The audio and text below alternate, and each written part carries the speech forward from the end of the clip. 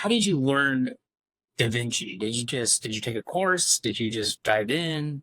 I just dove in. So Uncreating was the first like actual thing that I cut together with it. So basically, as I needed something, I just would look it up, and I mean, you can find anything tutorialized on YouTube. So it was as simple as that. And then when it comes to just the color correction, which became actually a pretty important element of Uncradled with the narrative, I've always had this. I just kind of pulled on some levers and saw what happened, that kind of thing.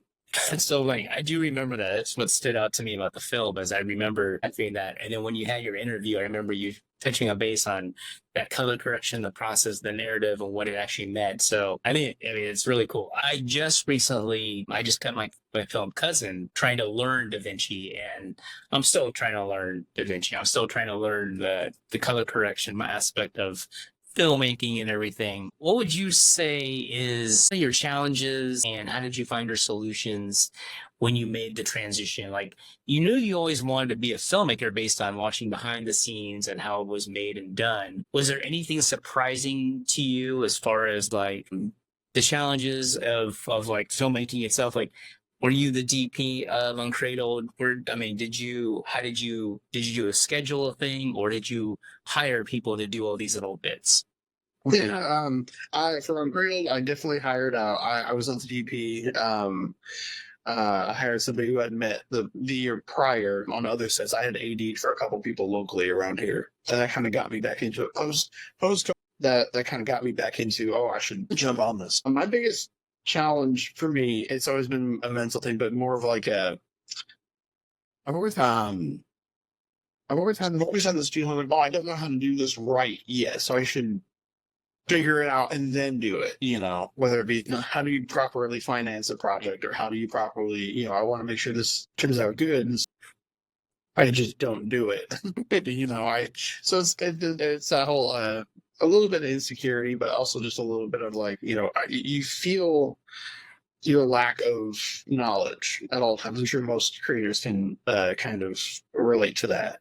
However, Cuban was working with a lot of wonderful people as an AD in 2021, and then just say, what, especially when it comes to the financial aspect, I always thought to myself, I'd heard people say, you should never like pay for it yourself, or you should look into programs or whatever, or financiers. I don't know the ins and outs of any of that. That's I'm in desperate need of a producer, much like everybody else. But I just decided to make this. I want to make something. I want to start moving. So I made the decision then to, like, until I know better, I'm just going to self-finance. I'm just, there's these projects I want to make. At this point, it's basically just a hobby, And so I just decided to pay for it myself. And with Uncradled, it went incredibly smoothly.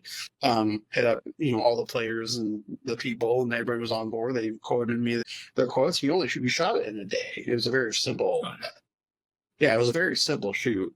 I've always had kind of by design, I wanted to choose something that was very easily producible as we kind of just getting back into it. And I had noticed that with some of the other filmmakers that I'd help out with, that there's a tendency for us to get ahead of ourselves a lot and tackle something that maybe we don't really know how to do. And so I was very held into like, okay, let's take something super simple, super easy. We're not going to, reach for the sky. We're going to reach a little bit, That was my biggest hurdle for myself. And what I discovered with that is this genuine love of collaboration. I know people talk about this kind of thing all the time, but it was the first time I fully actually internalized it and understood it. Seeing people who are much better than me doing those jobs, Trevin on camera, Caleb on sound, the people who helped me in the post process. It was awesome. It was just so cool to be like just kind of the conductor, of everything that's going on. And that, I think, is what the true love of directing is like not just doing, I'm doing this all myself. It's getting into it with everybody else and watching everybody play their part